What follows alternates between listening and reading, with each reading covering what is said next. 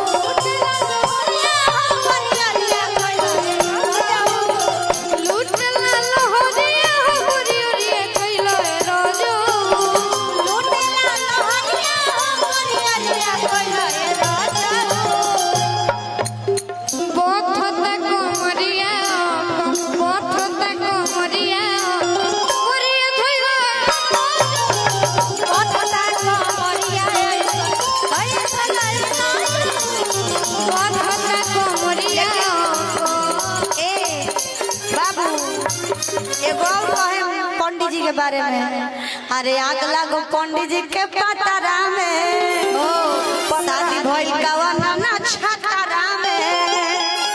कि गवाना गवाना सुनत रहनी गवानो गवाना गवाना रोटत रही गवानो ना भइले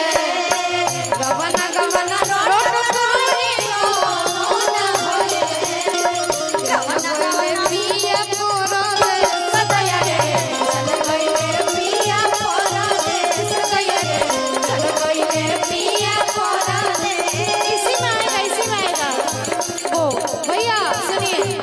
पंडित जी बताई न बियाह कब होई